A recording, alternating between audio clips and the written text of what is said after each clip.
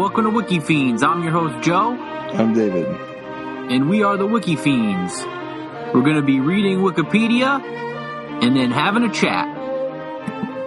Let's go. All right, the first article I have is Sergeant Reckless. Are you familiar with this at all? It sounds like G.I. Joe, but I don't think so. No. Sergeant Reckless is a horse that was in the Marines during the Korean War. I see. So it gets into the origins. Sergeant Reckless was a chestnut-colored horse with a blaze and 3 white stockings. So I guess the white feet area. Right. Unconfirmed birth date and parentage, but she was bought in 1952 from a young Korean stable boy by Lieutenant Eric Peterson for $250. It says the seller, a one Kim Huk Moon, needed the money to buy a prosthetic leg for his sister who had stepped on a landmine. The horse was thought to be primarily Mongolian, though she did have some features, particularly her head shape, that were similar to thoroughbred horses. She was a small horse, 56 inches tall, and weighed 900 pounds. Peterson received permission from a Colonel Eustace P. Smoke to purchase a horse for his platoon. The platoon was based in mountainous terrain, and Peterson needed a pack animal capable of carrying up to 9 of the heavy 24-pound shells needed to supply the recoilless rifles used by his unit, the recoilless rifle platoon of the 5th Marine Regiment. And he bought Sergeant Reckless the day after he received permission. The Marines named her Reckless as a contraction of the name of the recoilless rifle and a nod to the daredevil attitude associated with those who use the gun. I see. So a recoilless rifle is, I guess it's sort of like a bazooka type thing, you know? Right. A bazooka is like a particular type, but it looks a lot like a bazooka, you know? Mm.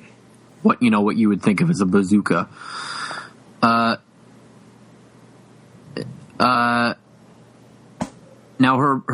she was trained by a gunnery sergeant, Joseph Latham. But Peterson was her main owner.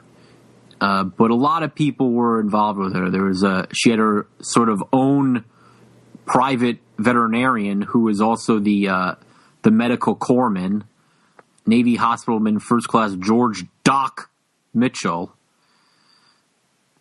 And now the Marines taught Reckless battlefield survivor skills, such as how not to become entangled in barbed wire and to lie down when under fire. She learned to run for a bunker upon hearing the cry, incoming. The platoon called it hoof training and hoof camp. The horse was initially kept in a pasture near the encampment. Reckless had a gentle disposition and soon developed such a rapport with the troops that she was allowed to freely roam about the camp and entered tents at will, sometimes sleeping inside with the troops, and even lying down next to Latham's warm tent stove on cold nights. She was fond of a wide variety of foodstuffs, entertaining the platoon by eating scrambled eggs and drinking Coca-Cola and beer. Food could not be left unattended around her. She was known to eat bacon, buttered toast, chocolate bars, hard candy, shredded wheat, peanut butter sandwiches, and mashed potatoes. However, Mitchell advised the platoon that she not be given more than 2 bottles of Coke a day. Her tastes were not confined to foodstuffs. She once ate her own horse blanket. Ooh. And on another occasion, ate $30 worth of Latham's winning poker chips. Her first sort of, it says her first baptism under fire came at a place called Hetty's Crotch, near the villages of Changdang and Kwak Chan. What war was this again?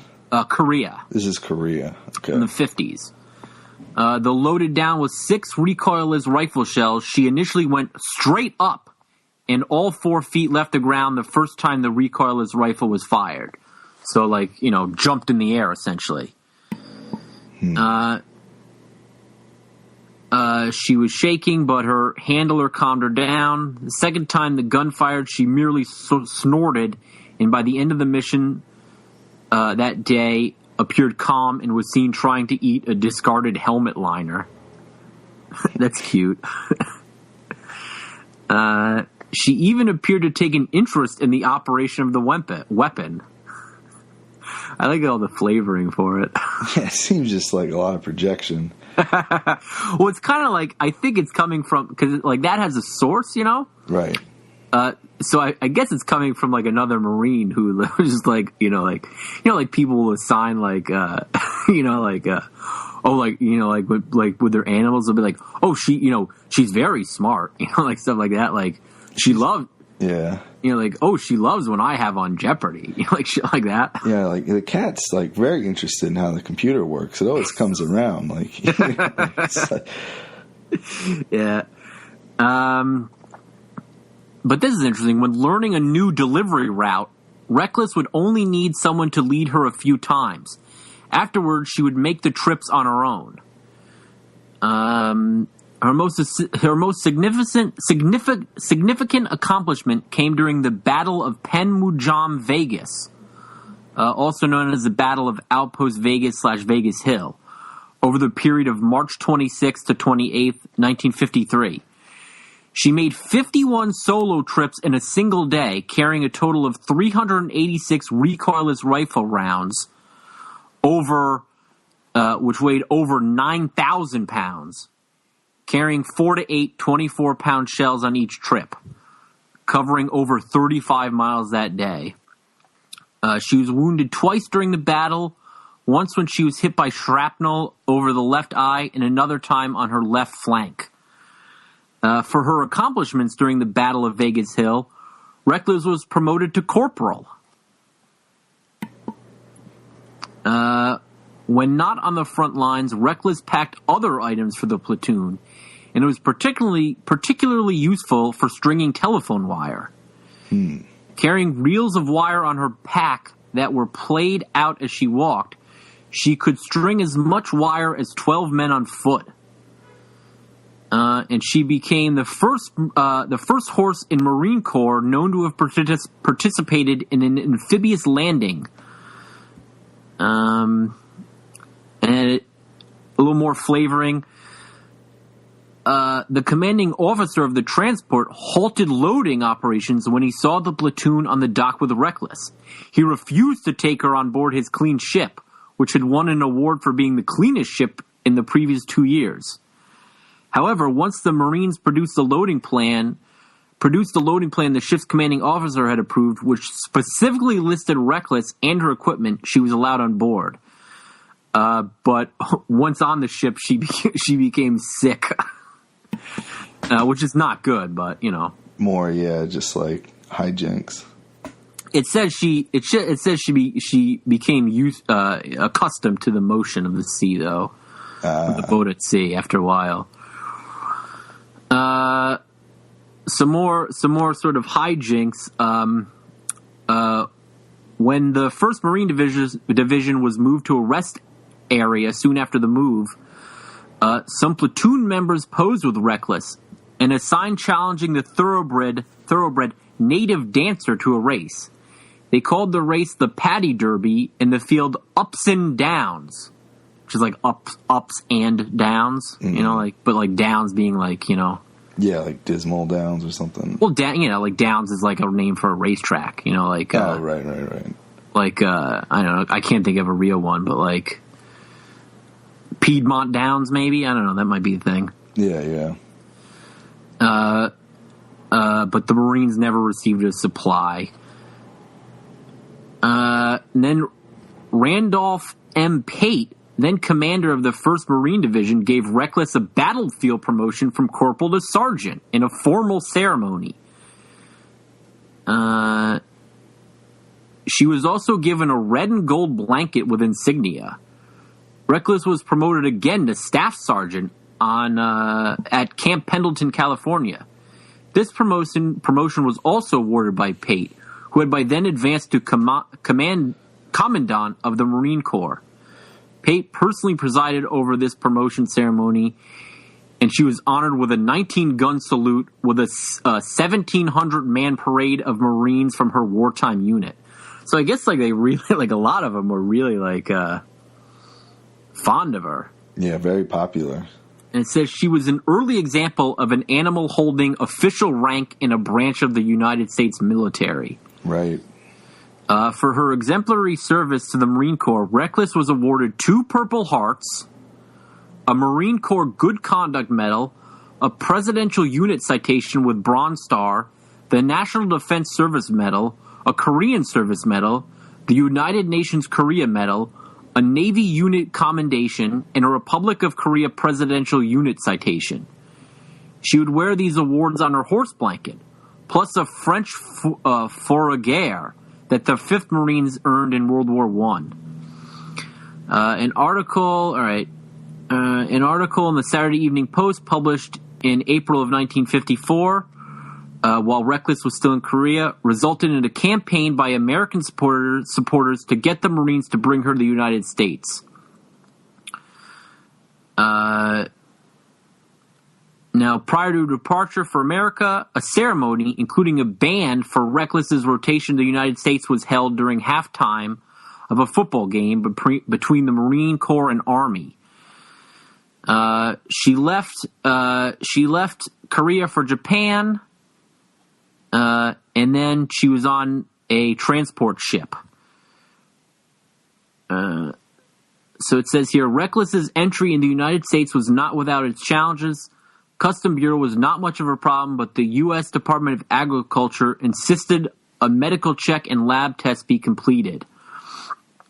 To rush things through, the Marines contacted Agricultural Department officials in Washington, who agreed to allow her off the ship after her blood was drawn for lab tests, with the understanding that if she had glanders or dorine, she would be destroyed or sent back to Japan. It's really very off-putting when like when you refer to an animal being not killed but destroyed. Oh, right. That is always in that kind of if they're sick context. Yeah, it's I could see if it says if it it would be more palatable if it said killed or euthanized or something like that. Right. But terminated, just destroyed makes it sound like it's like a file. Like they blow it up, right? Yeah. Many of the Marines who actually knew her were incensed at what they considered an affront to her honor when they learned that dorine was an equine sexually transmitted disease. So I guess they're saying well, she wouldn't sleep around. She's a good girl, she's a good horse. Or the implication they fucked her. I guess, but I think it's specifically equine to equine. Oh, I see. I don't think a human can fuck a horse and then give that horse dorine. And then it says, the night before she arrived, she once again ate her blanket, but a new one with ribbons and insignia was made just in time for her disembarkment. It says she was led off the ship by Lieutenant Peterson and set foot on American soil in San Francisco in November of 1954. Coincidentally, the birthday of the Marine Corps. For the Marine Corps birthday ball held that day, she rode an elevator and then ate both cake and the flower decorations. Mm. It's a very cute article. Also, all the fun stuff that she eats. Oh, what is that? There's That's like a rambunctious, humorous sidekick stereotype. It's like, she's eating the flowers now. Like, it's sort of written like a children's book, this article in particular. Reckless was kept by Peterson's family for a brief time before moving to a permanent home with the 5th Marines, 1st Marine Division at Camp Pendleton. And then it says she made several public appearances, including Art Linkletter's show House Party, but had to cancel an appearance on the Ed Sullivan Show due to a typhoon.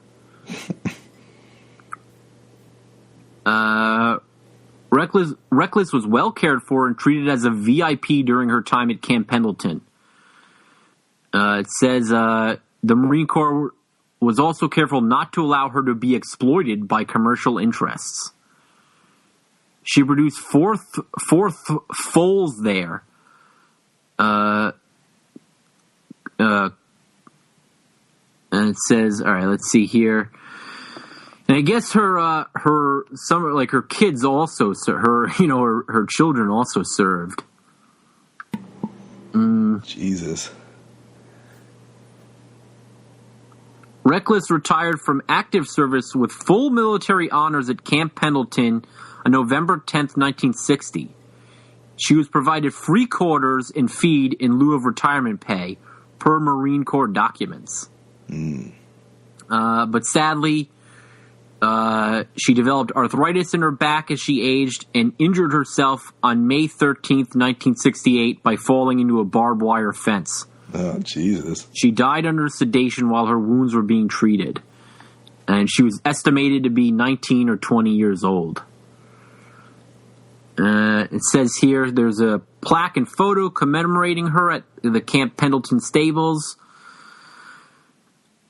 And the first race at Aqueduct Racetrack, New York, was designated the Sergeant Reckless on November 10th, 1989. And in 1997, Reckless was listed by Life magazine as one of America's 100 all-time heroes, which I guess includes animals and people. Who did she? I want to know the people that she beat. That would be very interesting to find out.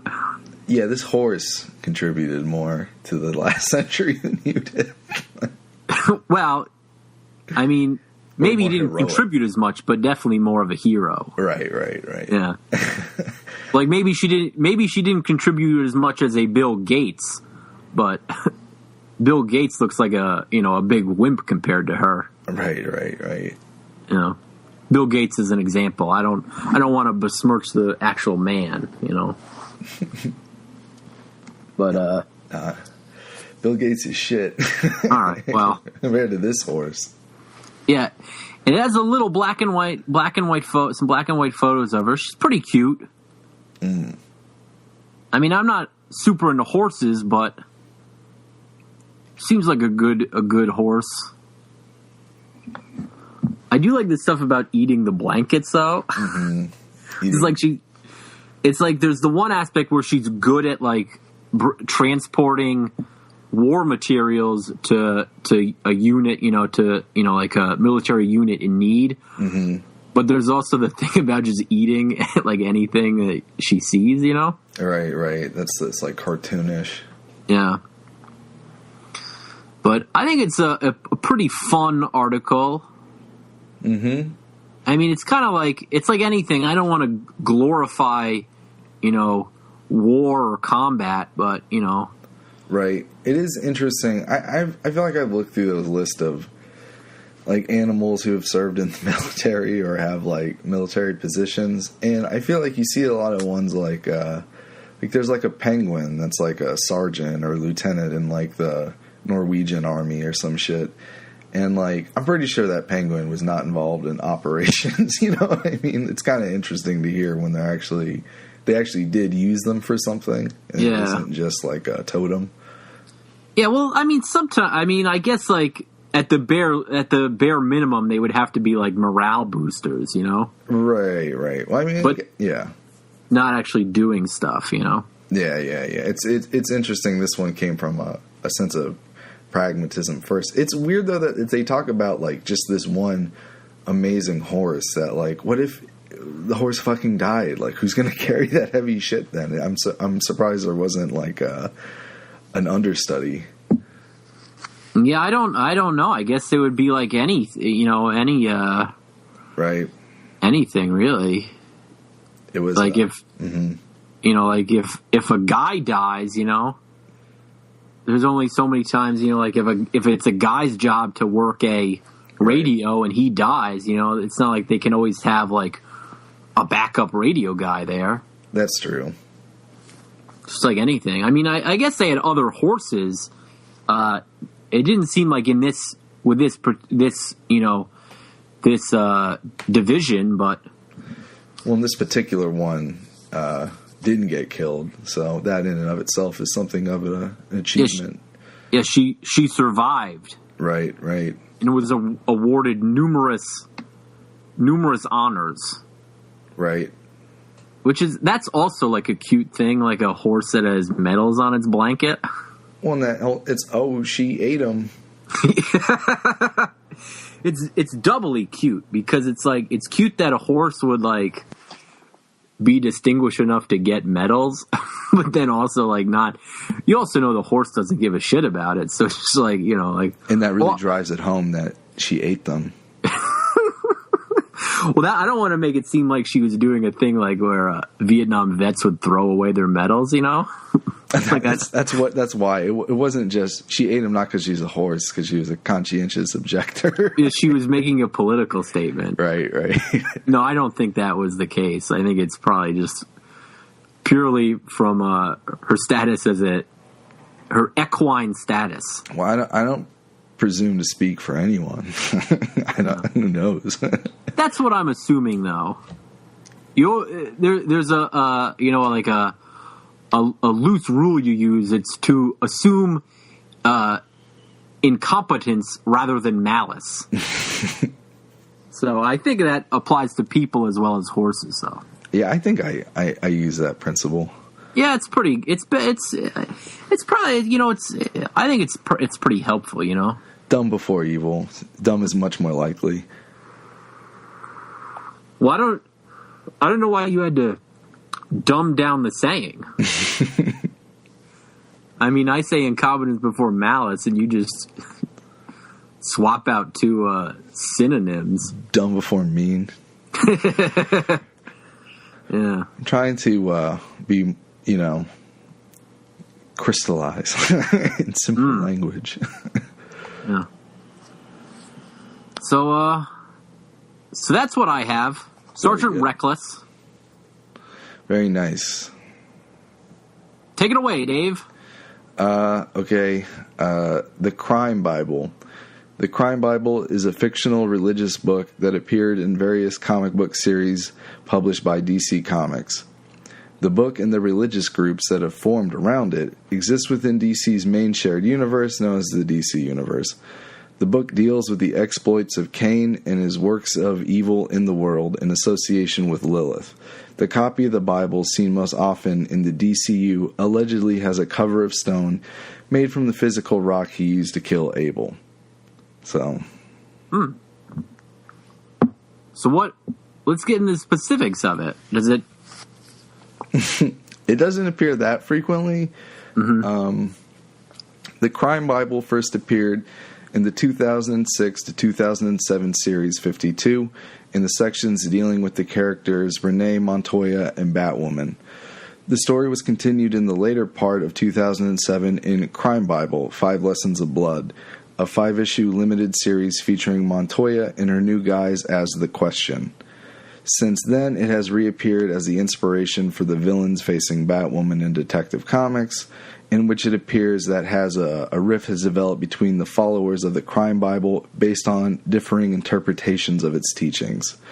The focus of the rift is that the book supposedly predicts the actual death of Batwoman. When she survives after being stabbed through the heart, many of the cultists come to believe the book is deeply flawed. The villain Bruno Mannheim even uses the Crime Bible in helping run the Intergang. So there's some examples of where it's been used.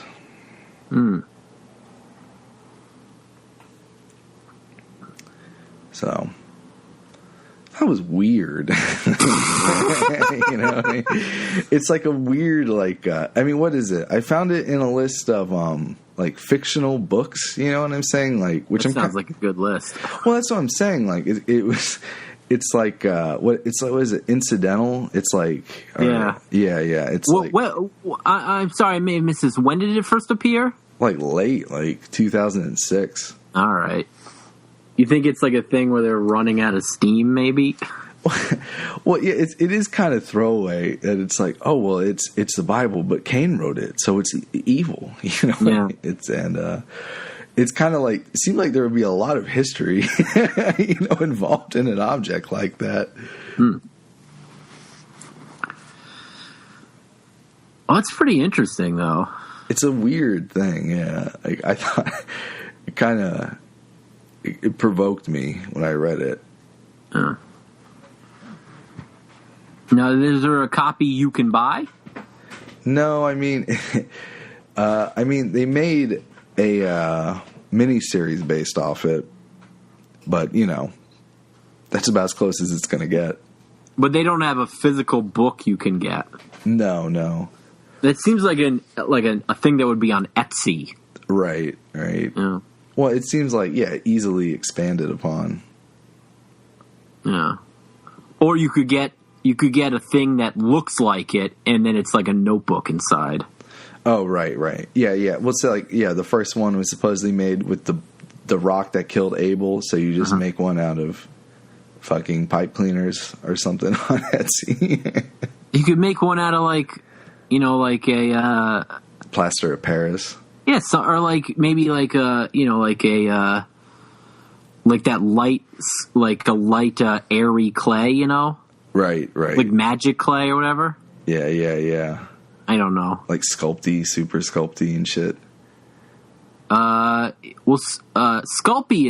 is like, that's more like real clay. I was talking more like a light, you know. Oh yeah, you said like the Crayola magic stuff. I didn't say Crayola. Well, but the air dry shit you can get at drugstore, right? I believe I called it magic clay. I mean, that's the brand. Like, is it? Yeah. Okay, yeah, I guess you're right.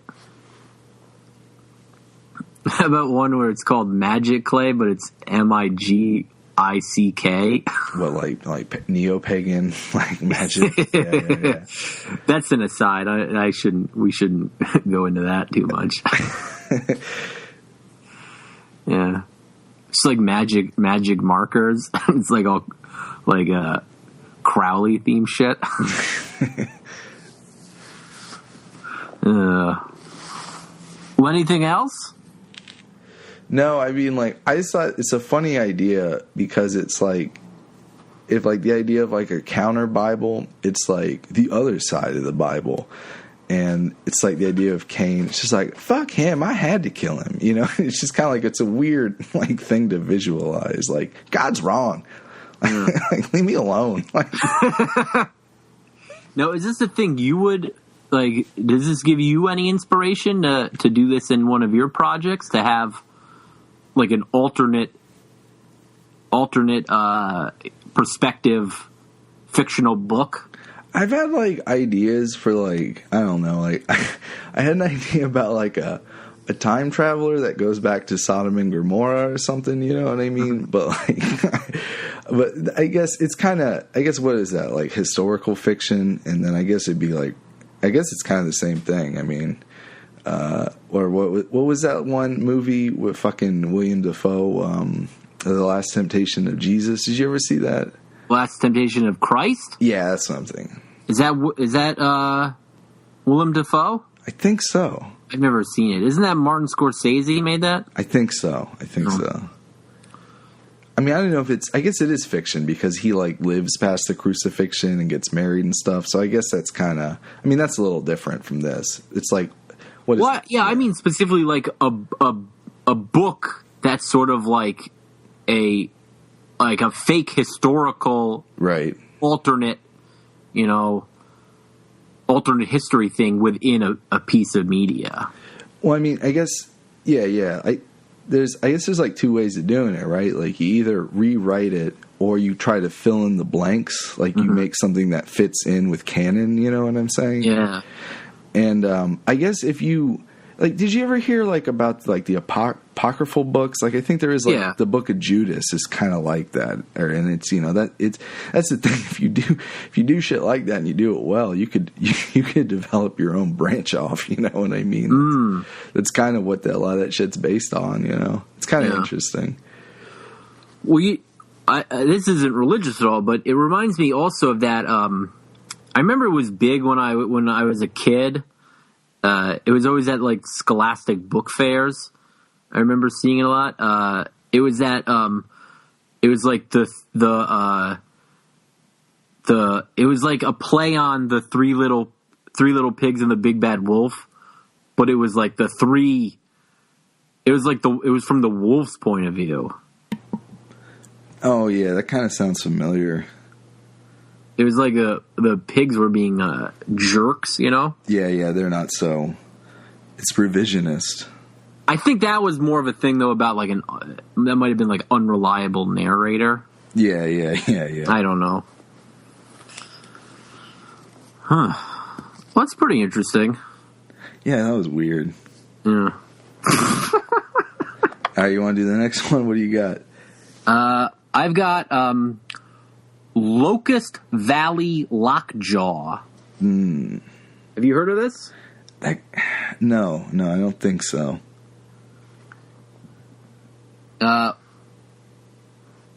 Locust Valley Lockjaw. Oh, wait, I just had it. Oh my god, they just edited it right under my eyes. Breaking news. Just here. It was here earlier, but now the page no longer exists. This concept no longer exists. It says it's redirected. Oh shit.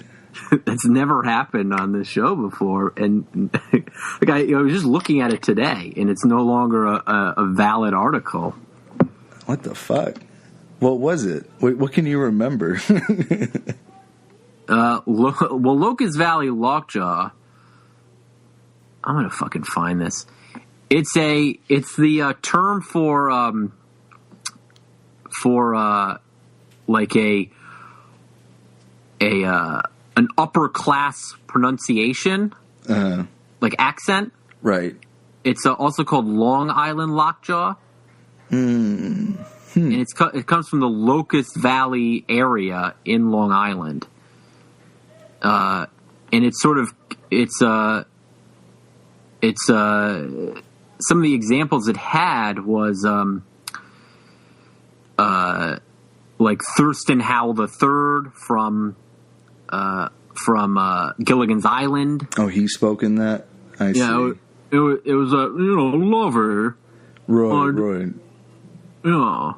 I'll give you $1 million for that coconut.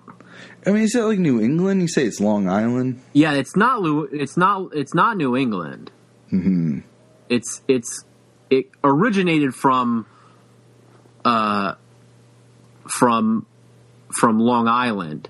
Okay. But the wealthy area, like a country club area. But there's also there's also sort of a related term is the Boston Brahmin accent, which an example of that would be Mr. Feeney from Boy Meets World. He that's interesting. I always kind of thought of him as having like a non-accent, like it's just kind of whiny, but I could see. Well, a non-accent would be like a non-regional dialect, which is like what TV news anchors have. Well, I mean, generally, Feeney sounded more whiny than regional in any way. Like his was specifically a Boston Brahmin accent. Mr. Matthews. Yes, Mr. Matthews, Mr. Hunter. Well, Lovey, this Wikipedia article's got it all wrong. I'm going to delete it. That really like is a very weird, because I was reading it hours ago and now it no longer exists. Yeah, it sucks. I wonder if I accidentally deleted the whole page from existing, like in my pocket. Shit. guy did a thing like I don't think that's possible. But so wait, what did they combine it with? Like, was it redirected? Mid-Atlantic accent. Oh man, I don't get it. I don't know why they would do that. No, it doesn't need its own page. Yeah. But the reason I brought this up is because I was at the gun store today, and a guy came in and he had that accent. Oh, really? It was so funny. What was he like? Like, I need some bullets. Well, he wanted to. He was like, oh, do you have the black Browning 380? I have one at my home in Florida, and I absolutely love it. I keep it in my nightstand. And then they had one, and he I was milling around, and he asked me if I wanted to, take a look at this pistol, and he's like, that's not exquisite. He wasn't saying like shit like exquisite, yeah. Like ghastly or shit like that. He was using like normal, vernacular. Right, but he had that yeah. But it was like, oh, is there a discount for a cash? Is there a cash discount? You think this will kill my wife? Well, I don't want to defame upstanding, law-abiding gun owners. So right. I'm gonna. But it also listed. I remember from earlier. It listed Jackie Kennedy as having a Long Island Lockjaw accent. Is it called Lockjaw because it like your mouth kind of stays still? You sort of are. You're sort of. I guess you sort of like push your lower jaw forward. Right. Which is what I'm doing right now. So I kind of have an underbite. I see. I'm pushing my lower jaw forward, and I'm speaking, but I'm keeping it forward. I guess it's kind of like it makes me think like the Kennedys almost or something. Well, that's what I just said Jackie Kennedy. Right, yeah. I just said that. I mean, JFK had that Massachusetts accent, that was like, I am JFK. Right. More like Boston, Irish Boston. It does make me think of like politicians, though, like older politicians, like. Well, that was, they say Jackie Kennedy, like, she got it from, like a finishing school. Oh, that's interesting. Yeah, so it was sort of, something taught. Yeah, it was an affected accent. Yeah. So. That's interesting. I really, I guess what's even more interesting, though, is that the page was deleted right from under me. Does it even mention it? Like, it mentions it within it, but it used to have its own page. Is all the info? Did it lose some info or something? It did pretty much. They trimmed it down. Yeah. Well, they added there's other stuff that's unrelated, I guess, or sort of related, but.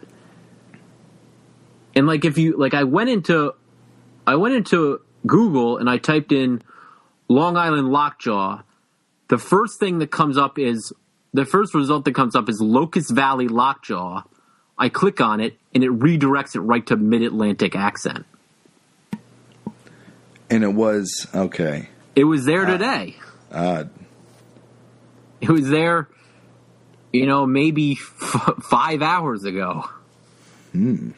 So, I don't know what's going on, but I would like the old one back.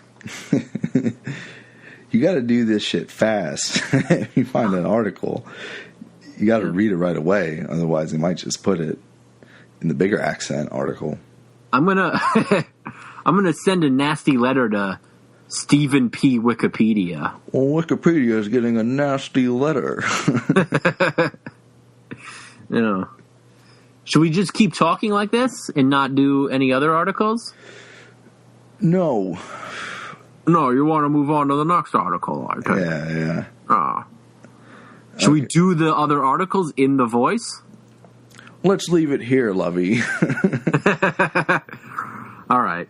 Oh, God. I've got one that's kind of weird that I kind of don't understand.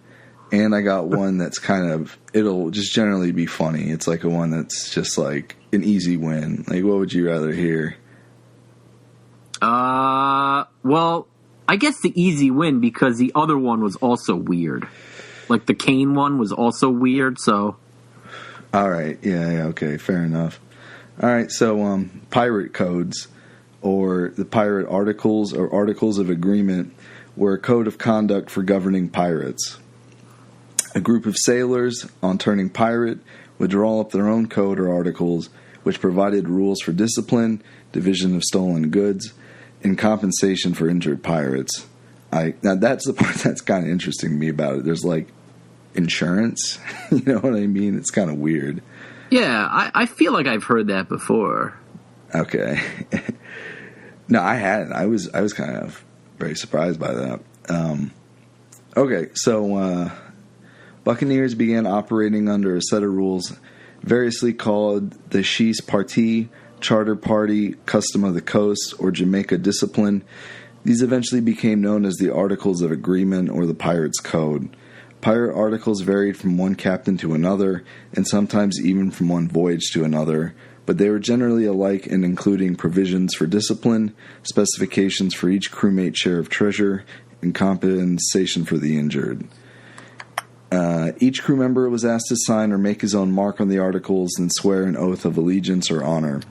The oath was sometimes taken on a Bible, but John Philip's men lacking a Bible swore upon an axe. Legend suggests that other pirates swore on crossed pistols, swords, or on a human skull or astride a cannon. This act formally inducted the signer into the pirate crew, generally entitling him to vote for officers and on other affairs of moment, to bear arms, and to his share of plunder. The articles have been signed and then were posted in a prominent place, often on the door of the grand cabin. After a piratical cruise began, new recruits from captured ships would sometimes sign the articles, and in some cases voluntarily, in some cases under threat of torture or death. Valuable sea artisans, such as carpenters and navigators, were especially likely to be forced to sign the articles under duress, and would rarely be released regardless of their decision to sign or not. In some cases, even willing recruits would ask the pirates to pretend to force them to sign so they could plead when they were forced should they ever be captured by the law. That's kind of interesting. Generally, men who had not signed the articles had a much better chance of acquittal at trial if captured by law. Pirate articles are closely related to, in some cases, derived from privateering articles, which similarly provided for discipline and regulated distribution of booty, though usually far less equally than with pirate articles. By the 19th century, ordinary merchant ships also had articles specifying wages and rules, which crewmen had to sign upon shipping aboard. Merchant articles and privateering articles can be traced back to Europe in the Middle Ages, when there was a system of joint hands agreement between merchants, owners, and seamen to share profits. So that's just kind of the general overview. Sure. And then it gets into specific examples of different famous captains, this is the part that's kind of funny. Like, well, can I add something real quick that I read at one point? Yeah, go ahead. Maybe this will be brought up later about the signing thing. I read, I don't remember where, and it's possible it's like in a apocryphal story, but sometimes the sort of the name registry, it was in the form of a circle, and they would sign it so that, like, if it would be like no one would be at the bottom of the list, so each person could claim that the people preceding him had forced them had forced them under duress to sign. Right. So there's no incriminating paperwork. Yeah. Yeah, that makes it kind of like. So like it's weird. Like if it's a regular piece of paper where people sign, like the line at the top, second line, third line, the guy at the top can't claim that people before him were forcing him. Right. But if it's in a circle, anybody can, anybody can claim that, all the people before that signed before him had forced them, because there's however you rotate the paper, no one's at the top. Right. I wasn't the first one, right? Yeah. That's very weird. It's funny. It's like paperwork. You're a pirate and you're stealing from people, and you have all this paperwork that proves you're not a pirate. Well, it's like a fun loophole that probably wouldn't really do a lot of good, Right. Because you would imagine like someone capturing would just be like, I don't give a fuck, Yeah, you're a fucking pirate as far as I'm concerned. I saw you sack that ship, You swung on here with a cutlass. I don't care. You gave up. You should have not done that. That's very good.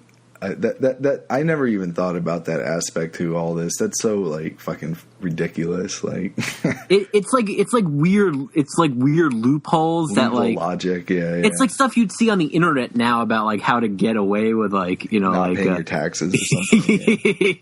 Yeah. Or it's like, my goldfish owns the company. That was like the Simpsons thing about the power plant was owned by a bird. Okay. Yeah. I never saw that one. Well, it was like, we're going bankrupt. This poor bird, his business is going down the drain. But anyway, let me get into some of the specifics. All right, here's the John Phillips articles. Captain of the Revenge set a code for his men in 1724. 1. Every man shall obey civil command. The captain shall have one full share and half of all prizes. The master, carpenter, boatswain, and gunner shall all have one share and 1/4. 2. If any man shall offer to run away or keep any secret from the company, he shall be marooned with 1 bottle of powder, 1 bottle of water, 1 small arm, and shot. 3. If any man steal anything in the company or game to the value of a piece of 8, he shall be marooned or shot. 4. If any time we shall meet another marooner, that man shall sign his articles without the consent of our company, and shall suffer such punishment as the captain and company shall think fit. So that's kind of a scary one. Like, if we maroon you and we see you again, we're taking all your shit, and we're going to decide what we're going to do with you. Like, is it if they find someone who was marooned by someone else? Oh, wait, yeah. Okay, I may have misinterpreted this. If we meet another marooner, that man shall sign his articles. So he'll sign this shit without the consent of our company. I'm kind of confused about this fourth one. I mean, when I first read it, I thought it was that if they find someone they had marooned previously. But whatever. Anyway, 5. That man shall strike another whilst these articles are in force shall receive Moses' law. That is 40 stripes lacking 1 on the bare back. 6. That man shall snap his arms or smoke tobacco in the hold without a cap to his pipe or carry a candle lighted without a lanthorn shall suffer the same punishment as in the former article. 7. That a man shall not keep his arms clean, fit for an engagement, or neglect his business shall be cut off from his share and suffer such other punishment as the captain and company shall see fit. 8. If any man shall lose a joint in a time of engagement, he shall have 400 pieces of 8. If a limb, 800. So there's your insurance policy. If you lose a finger or a toe, you get 400. If you lose your fucking arm, you get 8. Nice. Yeah. Not bad. 9. If at any time you meet with a prudent woman, and that man that offers to meddle with her without her consent shall suffer present death. So, actually, the 9th law is against rape. Well, it seems like only if it's a prudent woman. Oh, a prudent woman. So there's a little bit of a value judgment there. Yeah, or maybe it's like it's assuming that prudent just means she doesn't want to sleep with you. Right. So maybe it is a blanket no rape law. Yeah, it seems to kind of fly in the face of rape and pillaging, at least on the Revenge, Captain John Phillips' Revenge. Yeah. Well, that's good. It seems kind of, I wonder if this one was an inherited one from privateering. Like, it seems kind of to cover all your generic bases. It's like, don't rape anybody, don't shoot guns in the cabin. If you lose a finger, you get 400. You know what I mean? It's kind of, it seems very pragmatic. It covers, a lot of things. This seems like it would make a good board game. What, Code of Conduct with pirates? Just like a pirate's life, it could be called. I like they call the shooting of guns no snapping of guns in the hold. Like, that's one that comes up in more than one of these. Well, that's also a good thing, because you don't want to like if you're around like powder kegs and you're shooting off guns. Right. You're gonna blow up the ship. I mean, it seems pretty. These are pretty minimal rules. It seems like there could be a lot of shenanigans regardless. You know, this wouldn't prevent you being a rowdy pirate necessarily. Yeah.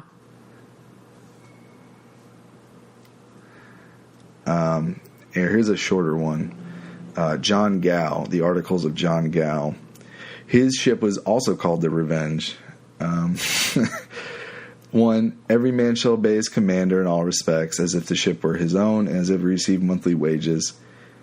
2. That no man shall give or dispose of the ship's provisions, but every one shall have an equal share. 3. That no man shall open or declare any person or persons who they are and what designs they are upon, and any so persons offending shall be punished with immediate death. Now, what do you think they mean by that one? I don't... Read it again, please. That no man shall open or declare to any person or persons who they are or what designs they are upon. So I guess rumors? Who they are. I guess maybe it's telling other people that you're a pirate? I guess so. Or, revealing something about them, their past. Yeah, weird one. Or maybe it's the thing, like, maybe it's like sort of like that, like the thing in Reservoir Dogs, you know, where like they all have their names, like Mr. Pink. Yeah. Like maybe they take assumed names, so it's like if you tell someone your real name, I don't know. That seems like it might be a stretch, though. These anonymous, like they're committed to. Don't tell me who you are, man. Yeah. All right, so number 4, no man shall go on shore till the ship is off the ground and in readiness to be put to sea. So you don't leave here until it's fucking ready to go. It's an interesting one. 6, that every man shall keep his watch day and night, and at the hour of 8 in the evening, everyone shall retire from gaming and drinking in order to attend his respective station. So lights out at 8. Every person who shall offend against any of these articles shall be punished with death, or in other such manner as the ship's company shall think proper. So, pretty, whatever we want to do with you. Yeah.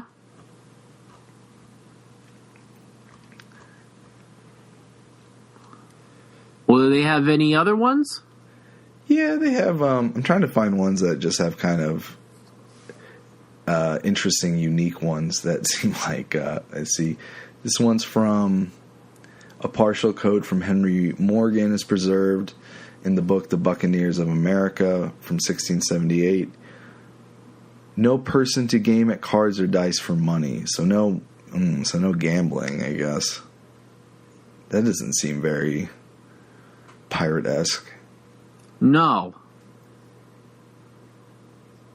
Does it have a stipulation of a particular, like, is that like while on duty or some shit? No, just any gambling. Really? I'm wondering if it's just too many fights. Maybe it's like, maybe it's just gambling when you're like among the crew, but maybe you can gamble when you're at port or something. Well, yeah, when you're not, right, you're not in the situation. When you're not on, that is surprising though.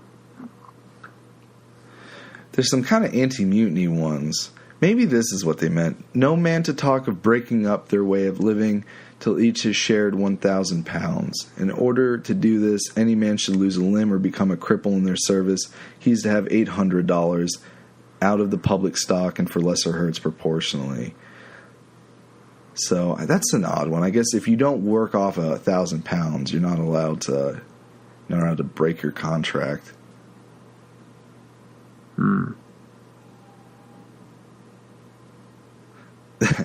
The musicians have rest on the Sabbath day, but the other 6 days and nights, none without special favor. So you're playing that fucking flute every day except for Sunday. So that's an odd one.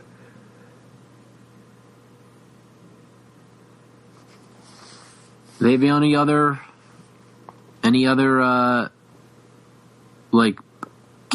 rules of any other captains that might be like big, like well-known captains? Actually, not even that many examples. I mean, I'm sure maybe in the source material there would be. Yeah, there's a couple. The pirate articles of Captain John Phillips. It looks like there's only just this John Phillips one are definitely set in stone. Well, it's possible a lot of them were lost. Yeah, or they were like informal. They weren't written. Yeah. Like the ones with these, they seem so similar. It almost is like boilerplate because like the first one's always do what the captain says. You know what I mean? Yeah. Yeah, and then it kind of just early HR. Yeah, that's pretty good. Yeah, it's a funny one.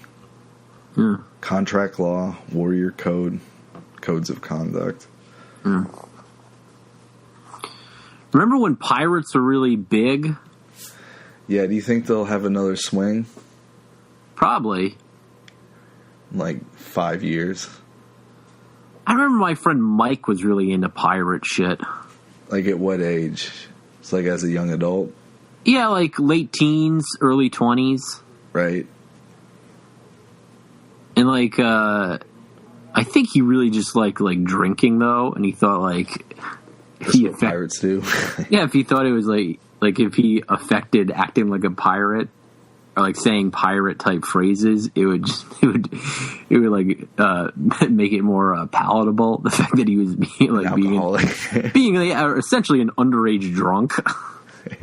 If anything, it just makes it less acceptable. Like, well, it was around the time of that all those Pirate of the Caribbean movies, also. Oh, right. Everybody loved those. Yeah, I saw one of them. I can't remember. I know I saw the first one. I saw the second one, I think.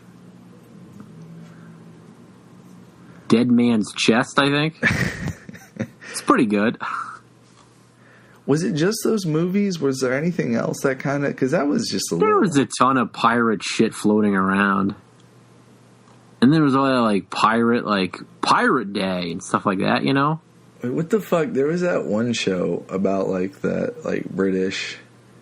like naval lieutenant. What the fuck was that? I don't know. I do remember there was a couple like old boat shows.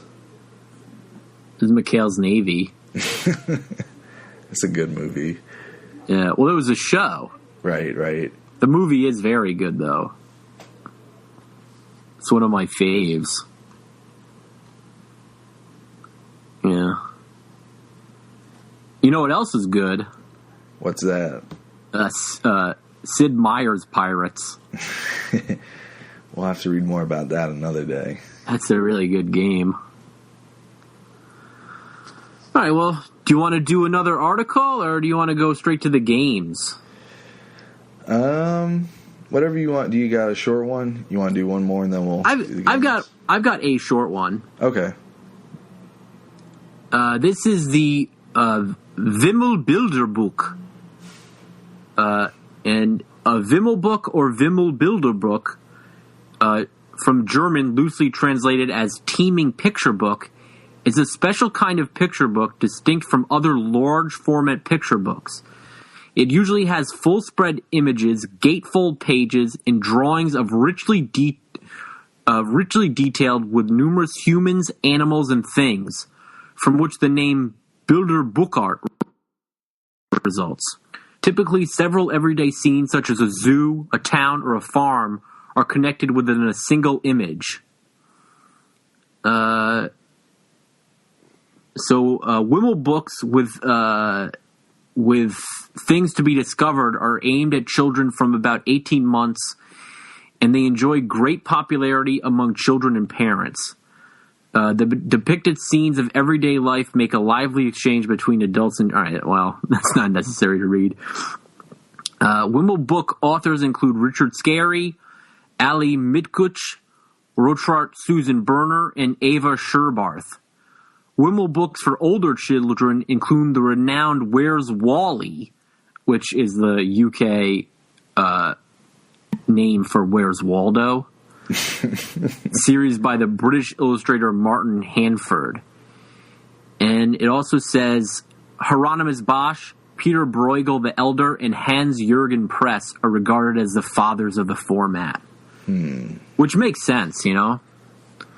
Like Bosch's Garden of Earthly Delights or whatever. Well, I mean, wait, does it have pages in it, or are you saying it's like a book it's like a centerfold or something almost? Like, what is it? Where's Waldo is a good example. Oh, okay.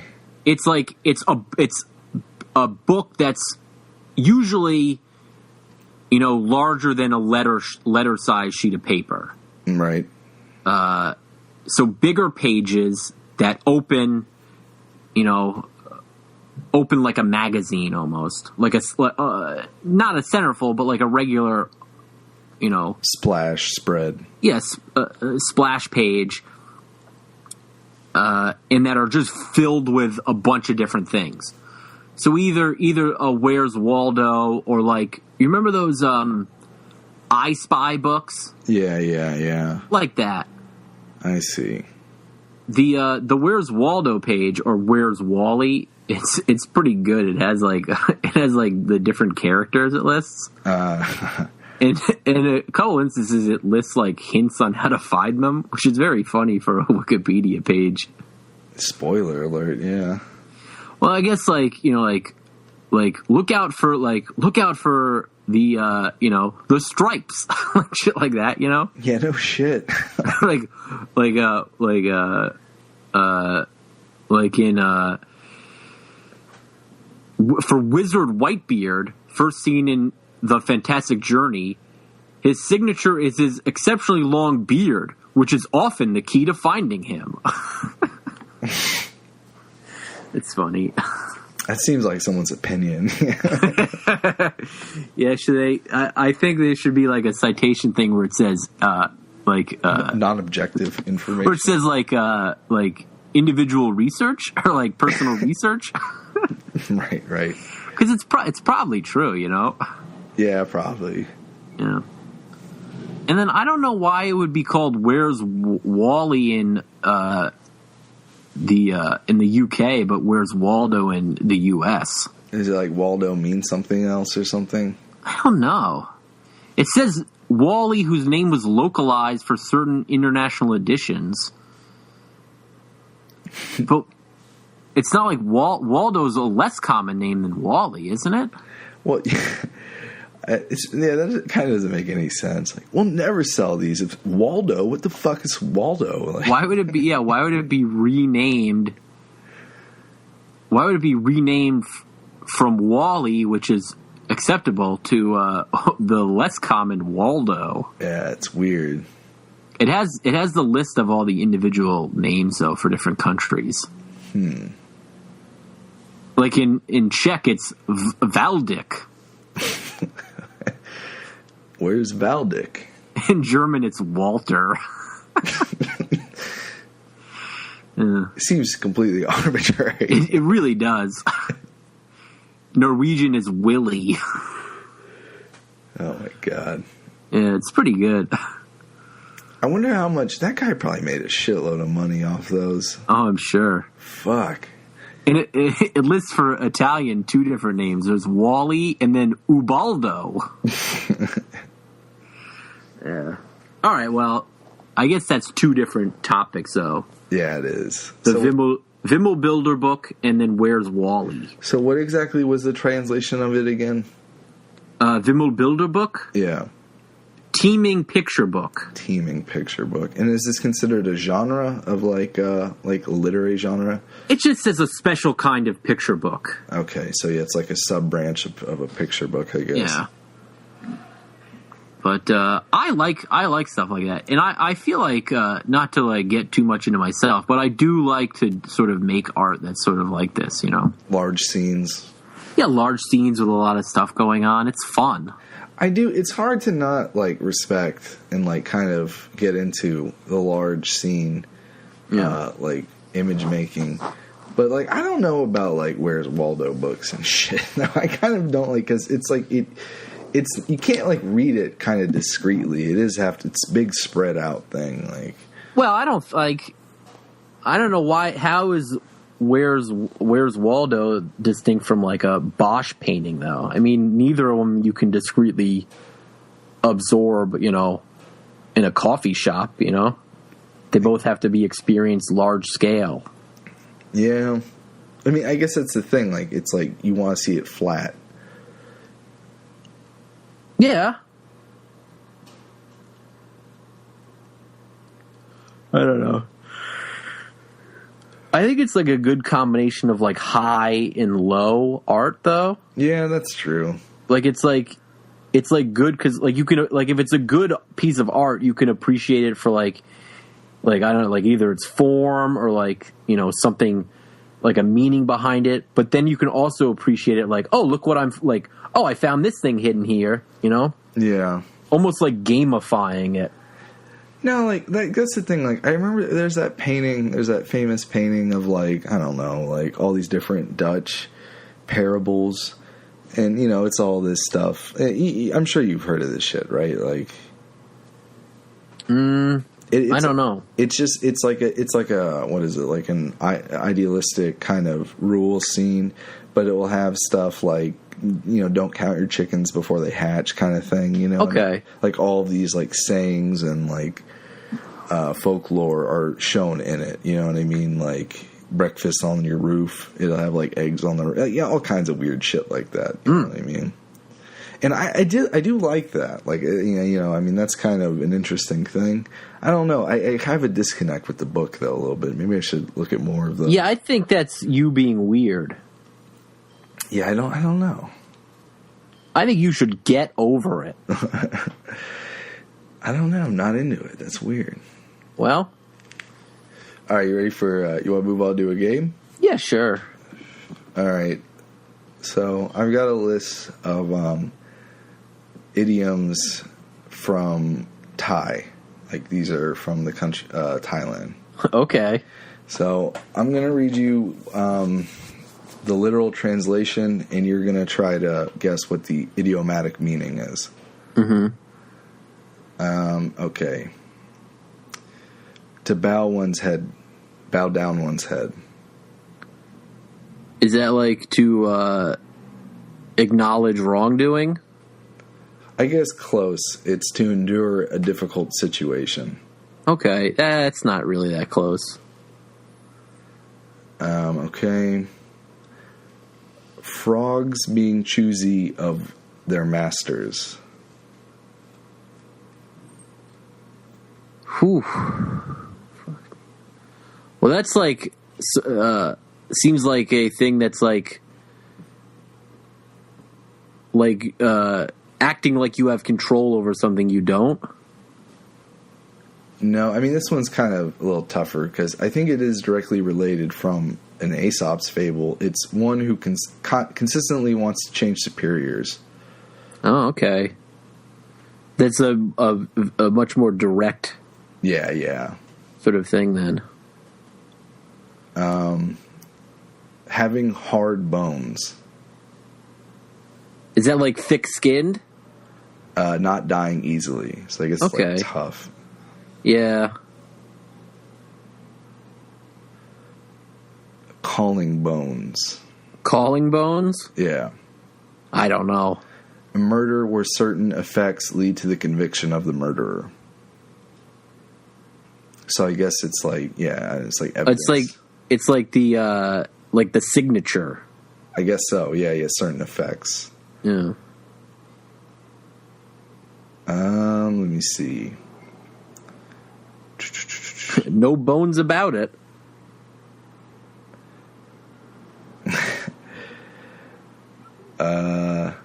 Better to grab feces than flatulence. I don't think that's true. I guess it's better to do something that's bad, or it's better not something that's bad, but like it's better doing something that's real than something that can't be done. Well, that's kind of close. It's receiving anything is better than nothing. I see. Yeah, that one's gross. Yeah, I don't agree with that either. No, it's much better to get nothing than to get shit all over yourself. Yeah, I would better to grab flatulence than feces. I would reverse it. Walls have ears, doors have eyes. Is that just about like being careful? Is that just like a loose lip sink ship sort of thing? Yeah, exactly. One should always mind their conduct. Secrets can be revealed. Let's see. Do you have any sexy ones? I think that there was. Hold on.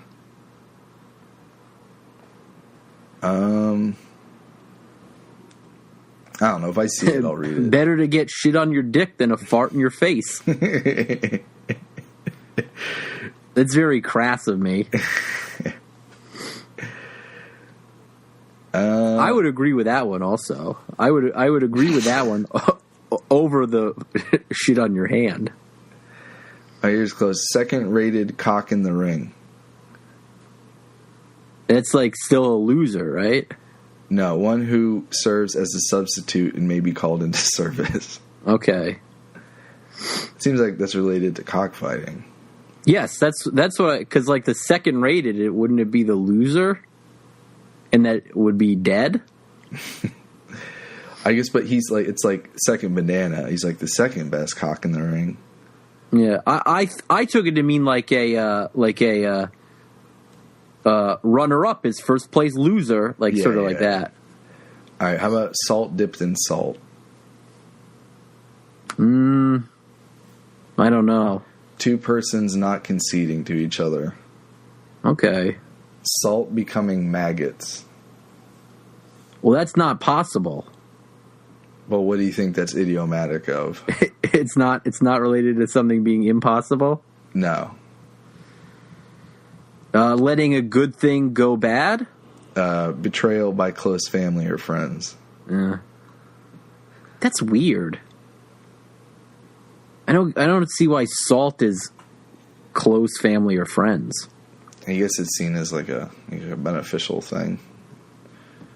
It's like something useful turning into something that takes away. Well, that's what I said. Yeah. I mean, it's kind of... I see, like... it kind of makes sense. I kind of get it.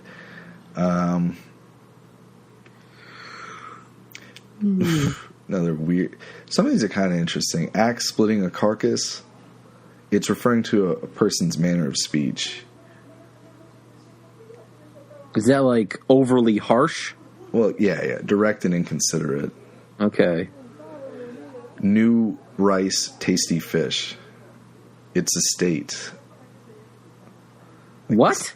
This saying is new rice, tasty fish, and it's like a state of something. I don't know. It's the state of something new being regarded as good, usually referring to newlyweds. Okay. That's sweet. Oh, God. Defecate a large turd for a child to see. Oh, God. What does that mean? I don't know, lead by example? To do something inappropriate in front of a child. Okay. Very literal. That is very literal. That's not an idiom. This is an interesting one. Defecate and refuse it for dogs to eat.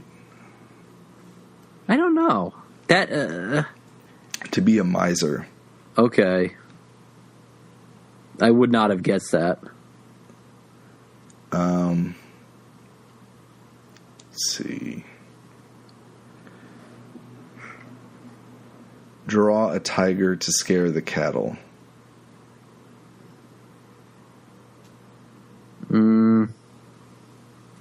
I like the illusion in it, but It has more to do... it's like putting up a front or like acting tough. Yeah, it's to do something to frighten the other party. Okay. It seems like a thing like almost like a like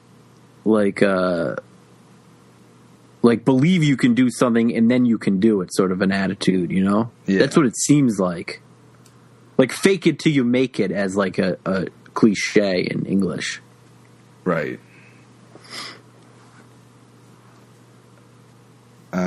Okay. Here's the last one. Hang boxing gloves. Is that to retire? Yeah, it's to retire from boxing. Or to quit something. Like, you know, you hang the boxing gloves. It's like, that's just literally the English one. That's weird. I know. It's interesting to see where it's similar. It's like the same thing. Wait, I didn't even see this one. To eat in the house, then defecate on the roof. I don't know. I don't get it. I don't get why. I don't know. That's to be ungrateful. That's weird. I mean, it makes sense. Like, why would you shit on my roof? I just fed but you. then wouldn't it be better to say like eat in the house than shit in the kitchen? Yeah. Well, roof's pretty bad too. Kitchen's way worse. Well, yeah, but because like if you shit on the roof, it's like it's still outside. It's like it's not where you're living.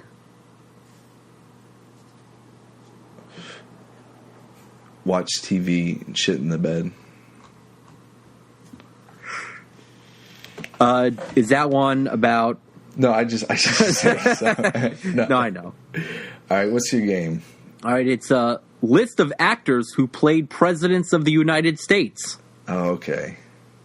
So the first one, there are 4 actors who, I'm sorry, 4 presidents who played themselves in televisions or 5 that played themselves in television and movies. Okay. One president played himself in the 1996 film First Kid, which was the Sinbad movie. Yeah. Where Sinbad is the Secret Service agent to a small child. Is it fucking... God, is it George Bush? It's either George Bush or Bill Clinton. It's Bill Clinton. It's Bill Clinton, okay. Which is surprising because that's like right when he was running for re-election. It's part of his campaign. People thought he was still the president. Yeah, he won, so maybe it was successful. Yeah. All right, this is from TV. What president played himself in a 1994 episode of Home Improvement? Fuck. I remember this one. Well, if you remember, can you describe the president? No, like, is it like a thing like he moves in next door or something, kind of a thing? No, because I remember it because I think you're thinking of the Simpsons episode where... No, yeah, Gerald Ford. But, no, George Bush. Oh, yeah, wait, Gerald Ford's at the end of the Simpsons one. No, yeah. No, I remember the thing because I think, like, fucking... the president gets along with Al, the assistant, really well, and, like, Tim really resents that. Well, that's a reoccurring motif on Home Improvement. On Tool Time. Is it Bob Dole? Or not Bob Dole, fucking George Bush? No, it's Jimmy Carter. Oh, it's Jimmy Carter. Okay, that's right. That makes sense. This president played himself on a 1983 episode of Dynasty. 1983? Yeah. Fuck, I don't know. I don't know. It's Gerald Ford. It's Gerald Ford. What president played himself in a 1968 episode of Rowan and Martin's Laugh-In? Is that Nixon? Yep. Yeah, Nixon was on that. I remember that. Yeah. Did you see it live? Yeah, I did. And then, what president played himself in a 2013 episode of Saturday Night Live? Wait, was that just Obama? Or was that recently, right? 2013. Oh, it was George Bush. No, it was Obama. Oh, it was Obama. I knew that. Yeah. All right, so now I'm going to do actors who played real presidents. Right. All right, so who played George Washington in the 2000 film The Crossing?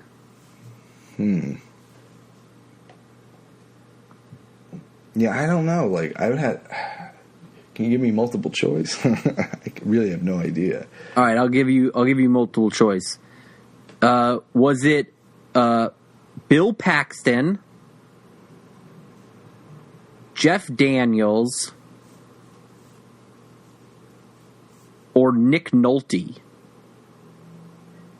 Jeff Daniels. Yeah, that's correct. I think I actually watched that in history class, like around like right before like a Christmas vacation sort of thing. I see. Yeah. All right. What actor played John Adams in the film adaptation 1776? Nah, again. I'll give you a hint. We were talking about him earlier in the episode. I don't know. It's William Daniels. Oh, okay. Who, of course, played Mr. Feeney. Oh. All right. What acclaimed actor, which I'm using means like an Academy Award winner, played both Nixon and John Quincy Adams?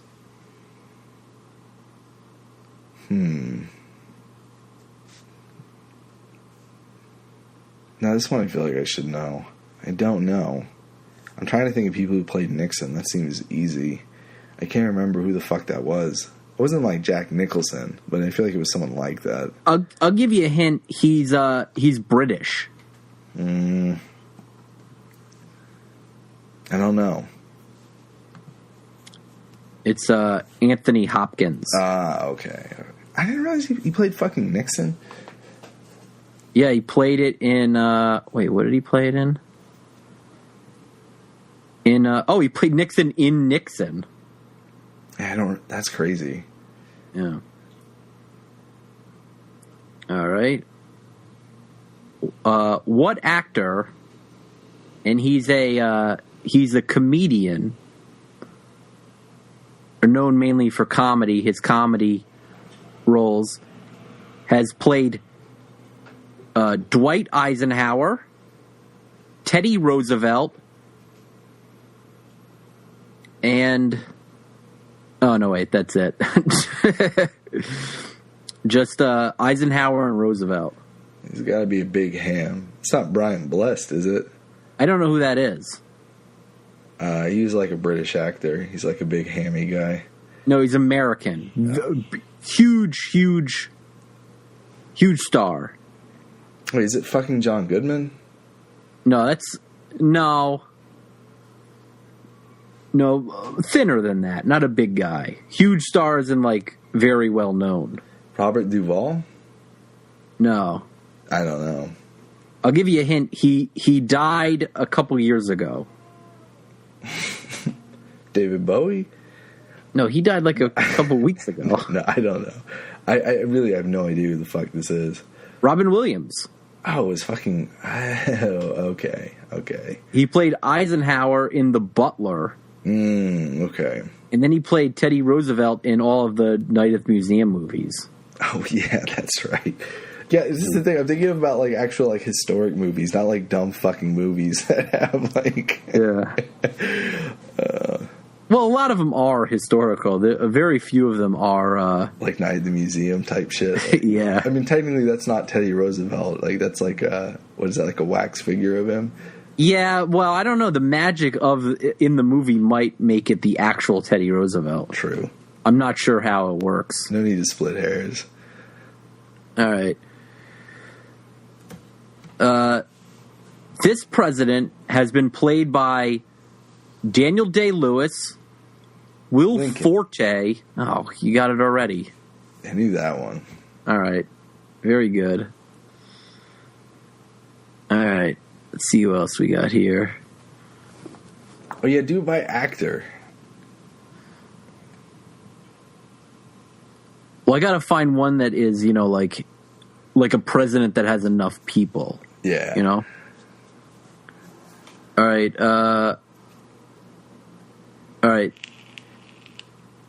People that played this president include Jason Robards, Kevin Kline, Aidan Quinn, and Tom Skerritt. Andrew Jackson? No. Colin Quinn? No, Aidan Quinn. Fuck.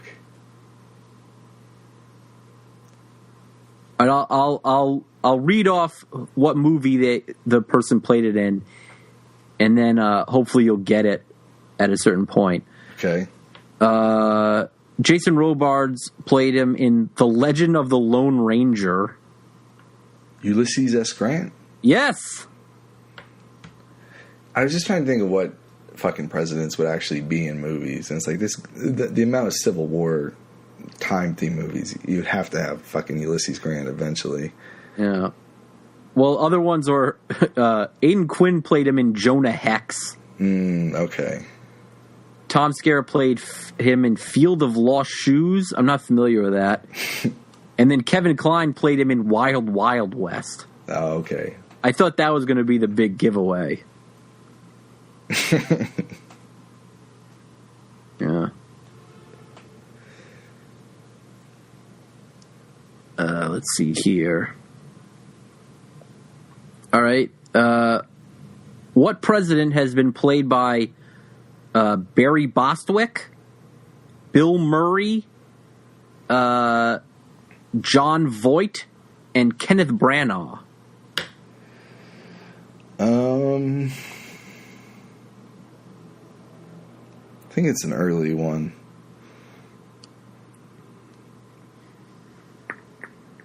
I don't know.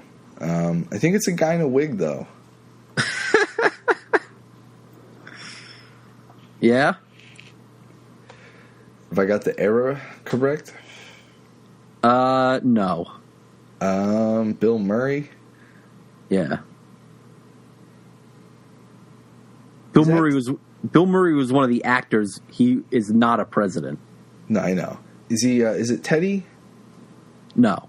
I don't fucking know. It's Franklin D. Roosevelt. Yeah, okay. Yeah. All right, let's see what else. Whoops. Let's see here.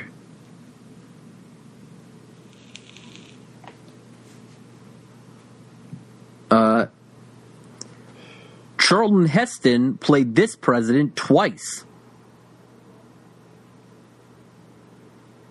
Reagan? No, Charlton Heston made very few movies, at the time that Reagan was president. Maybe time after. And after. Shit. They're both from the 50s, the two movies. One is The President's Lady and the other is The Buccaneer. Is that fucking Andrew Jackson? It is. Okay. Yeah, he gets that has that look a little bit. Oh. All right.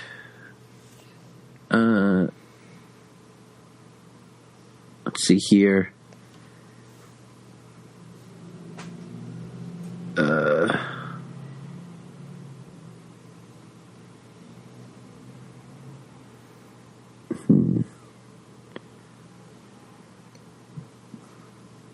Right.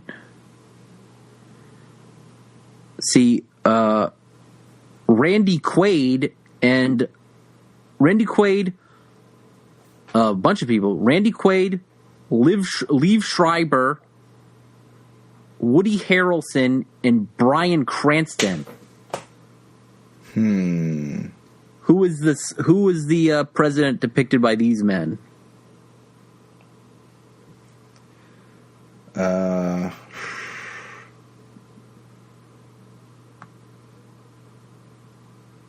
Shit, I don't know. I feel like I know.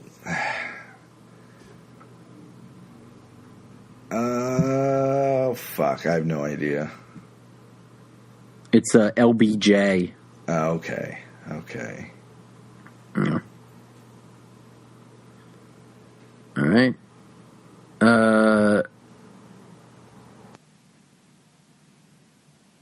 What president is portrayed by Rip Torn, Alan Rickman, and Michael Douglas?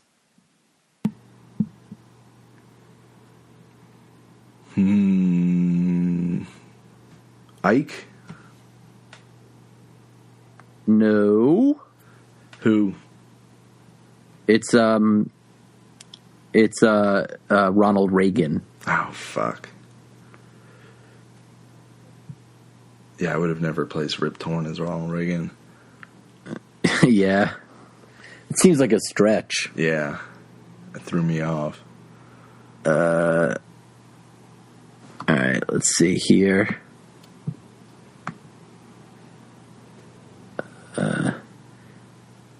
In a TV episode or a TV movie, Kelsey Grammer played this president. Is that fucking Teddy Roosevelt again? No. That fucking. I feel like this is going to be one that doesn't get. I feel like I kind of remember this, but who I don't like. What the hell is that guy's name? It's like a not as popular of a president, I believe. I'll give you a hint. This is a fairly well-known president. Oh, it is? Yeah. I don't know. I was being deceptive when I said fairly. It's George Washington. Oh. When the fuck did Kelsey Grammer play George Washington? In a TV movie, Benedict Arnold, A Question of Honor. And I remember when that came out. I'll have to see that. Yeah. All right. Was Benedict Arnold played by Niles? That'd be good. I'm interested now to see who played Benedict Arnold. No, let's do one more. We're already at hour 30. Oh, it looks like Aidan Quinn played him.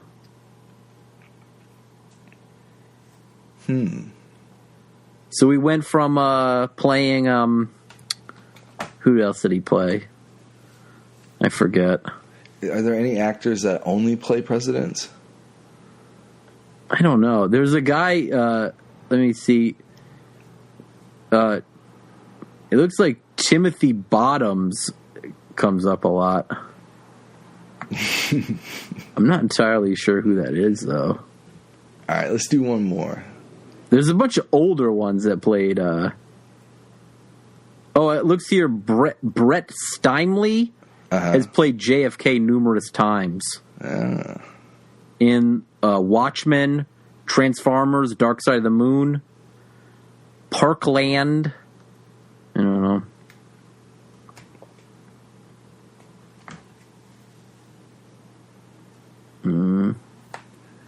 should do like a list of fictional U.S. presidents. It's on the list. What? Oh, it's a similar one? It's actors who played fictional presidents. And it is. Oh, God. I feel like it's a way longer list also. Yeah.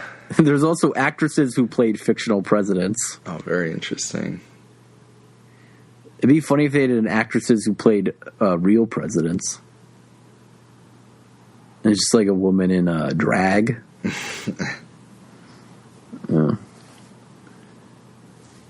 Let's see here. All right, one more? Yeah, let's see one more. All right.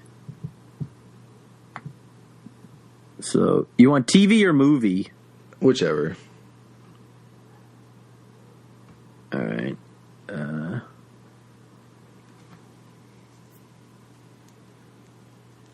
Let's go with...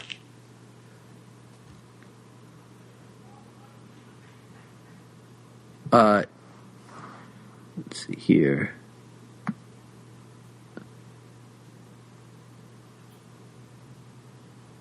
All right. We'll go with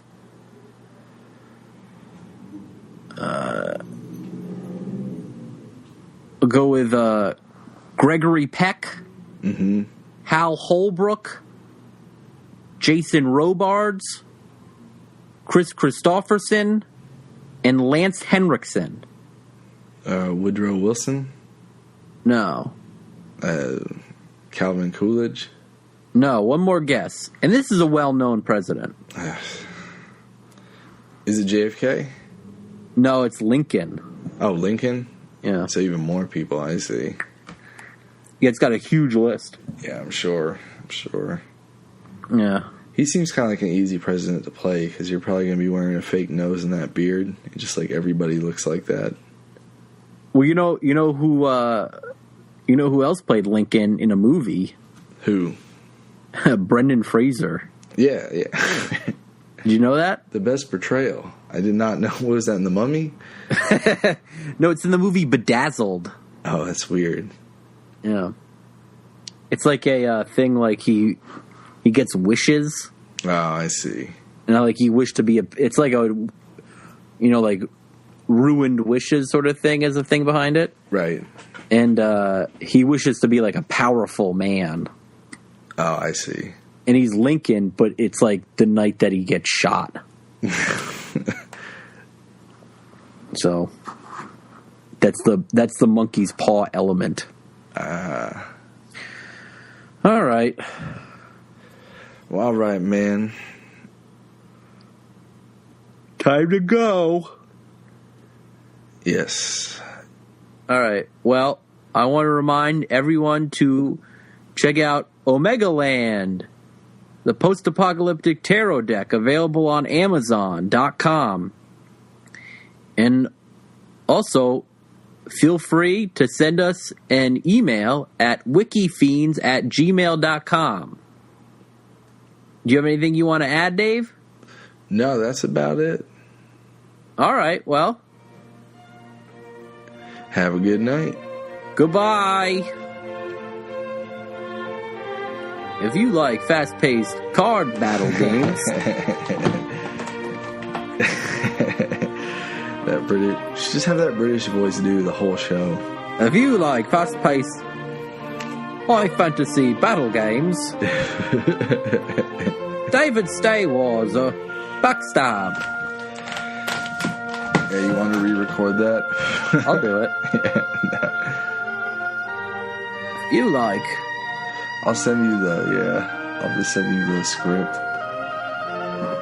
If you like Wikifiends, you might also like... I don't know. Getting your dick sucked. I would like that.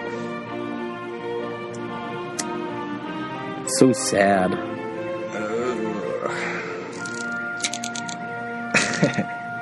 I signed up for a motorcycle dating site. No, training. Oh, training. I'm gonna get my motorcycle license. Oh, you're gonna work your way up the chain. Yeah, I'm thinking I might buy a motorcycle. How much is that? I mean, imagine that's pretty expensive. A motorcycle? Yeah. It's less than a car. I guess